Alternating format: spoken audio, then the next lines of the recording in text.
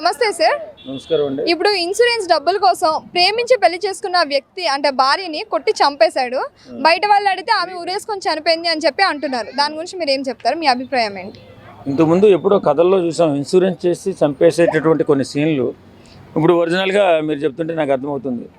ఏదేమైనా ఏదో ఆర్థికంగా వెనకబడి ఉన్నటువంటి కొంతమంది కుర్రోళ్ళు కానీ, అలాగే చెడు మార్గాన్ని అనుసరించి చెడు మార్గంలో తిరిగేటటువంటి కొంతమంది ఇలాంటి కార్యక్రమాలకు ఒడిగడుతూ ఉంటారు. ఏదేమైనా ప్రేమించి పెళ్లి చేసుకుని ఇన్సూరెన్స్ చేసి భార్యను చంపేయడం అంటే తెలివి తక్కువతనం అనుకుంటాను నేను. ఎందుకంటే చట్టం చూస్తూ ఊరుకోదు. అంత సామాన్యంగా వేళ మనిషిని చంపి తప్పించుకునే అవకాశాలు లేవు. చాలామంది అమాయకత్వంతో భార్యని భర్తలు చంపడం, భర్తను భార్యలు చంపడం ఈ మధ్య చాలా వేలం కింద అయిపోయింది. కొంతమంది ఆర్థిక లావాదేవీల కొరకు కొంతమంది చంపేస్తున్నారు, అక్రమ సంబంధాల కోసం కొంతమంది చంపుతున్నారు. చిన్న చిన్న పొరపచ్చాలు, చిన్న గొడవలు వచ్చి కూడా భర్తను చంపేసి భార్యను చంపేసి ఏంటో ఈ సమాజం ఎలా మారిపోతుంది అనిపిస్తుంది. ఏదేమైనా ఇన్సూరెన్స్ డబ్బుల కోసం ఒక భార్యను చంపేయడం అంటే ఇంతకుముందు జరిగింది, కానీ ఇది మళ్ళీ కొత్తగా ప్రారంభమైంది.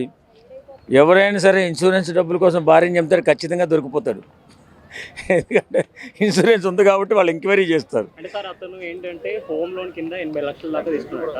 ఆమె పేరు పైన ఎవరైతే వాళ్ళ వైఫ్ ఉందో ఆమె పేరు పైన 1 crore దాకా ఇన్సూరెన్స్ చేయించి ఆమె చనిపోతే ఆటోమేటిక్ గా నామినీ కింద ఆయనకే వస్తాయి కదా. ఆ విధంగా ప్లాన్ చేసి పక్క ప్లాన్ తోటి ఆమెను కొట్టి చంపి ఉరి వేసుకున్నట్టుగా చిత్రీకరించాడు. దాన్ని ఎవరో మొబైల్లో వీడియో తీశారు. దాని ద్వారా పోలీస్ ఇన్వెస్టిగేషన్ లో అతడే దోషి అని చెప్పి బయటకు వచ్చింది.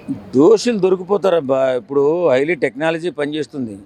మనిషి సెల్ ఫోన్ జేబులో పెట్టుకుని వెళుతున్నా సరే వాడు ఎక్కడికి వెళ్ళాడు, ఏ టైంలో ఎక్కడున్నాడు, ఏ క్షణంలో ఎక్కడున్నాడు కూడా తెలిసిపోతుందిరా. ఎందుకు అమాయకత్వంగా ఒకరినొకరిని చంపుకుని జీవితాలు నాశనం చేసుకుంటారు, నాకు అర్థం కాదు.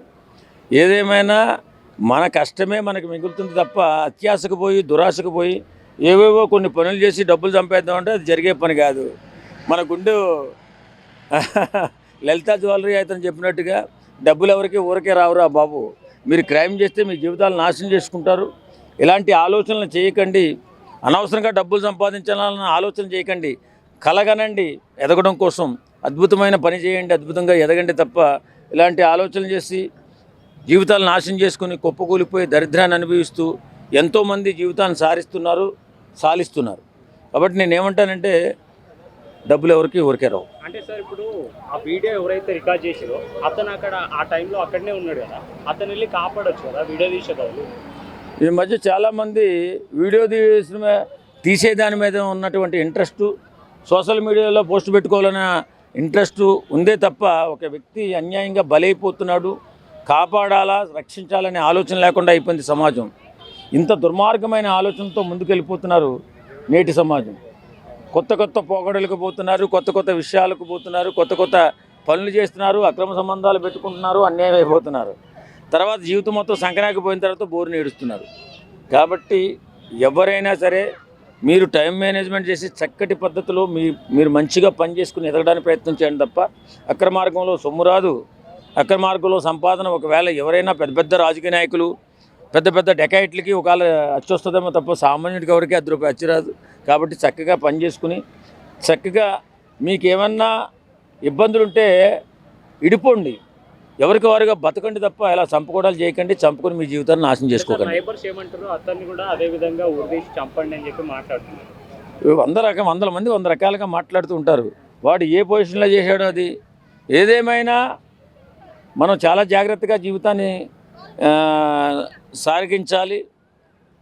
అనవసరంగా ఎలాంటి ఇష్యూస్లో లేకుండా బతికితేనే అది బతుకు. లేకపోతే ఒకసారి ఒకరిని మర్డర్ చేసినట్లయితే మన జీవితం నాశనం అయిపోవడమే కాకుండా మన యవ్వనం మొత్తం సర్వనాశనం అయిపోతుంది. యవ్వన కాలంలో జైలుకి వెళ్ళినటువంటి వ్యక్తి వృద్ధాప్యంలో బయటకు వస్తాడు. అప్పుడు ఏం పీకలేమరా బాబు, కొంచెం జాగ్రత్తగా ఆలోచించి బతకండి. ఇన్సూరెన్స్ డబ్బుల కోసం ప్రేమించి పెళ్లి చేసుకున్న భార్యని కొట్టి చంపేశారు భర్త. సో రిలేటివ్స్ కానీ చుట్టుపక్కల వాళ్ళు కానీ అడిగితే భార్యని ఆమెనే ఉరేసుకొని చనిపోయింది అని చెప్పి అంటున్నారు. దాని మీద మీ అభిప్రాయం ఏంటి? ఈ రోజుల్లో డబ్బు ఏదైనా చేస్తుంది అనేది తెలిసిపోతుంది. ఎందుకంటే ఈ రోజుల్లో డబ్బు ఎంత దిగజారుడు వ్యసనానికి బానిస అవుతుందంటే ఈరోజు అమ్మాయిని ప్రేమిస్తున్న డబ్బుల గురించా లేక దేని గురించా అర్థం కావట్లేదు. ఈరోజు అమ్మాయిని చంపేశారు. ఎందుకు? డబ్బుల గురించి ఇన్సూరెన్స్ ఆమె పేరు మీద చేసి ₹1,00,00,000 ఇన్సూరెన్స్ ఆమె పేరు మీద చేసి డబ్బుల గురించి చంపేశారు. ఈ రోజుల్లో తల్లిదండ్రులు అడిగితే ఉరేసుకుందని చెప్పారు. నేనేమంటున్నా అంటే ఇంతకుముందు వరకట్నం గురించి, ఇప్పుడు కొత్త ట్రిట్ ప్రేమ అనే పేరుతోని డబ్బు వ్యామోహంలో ఇన్సూరెన్స్ చేయడం ఏంది? ఇన్సూరెన్స్ చేసి మళ్ళీ ఇలాంటి పనులు చేయడం.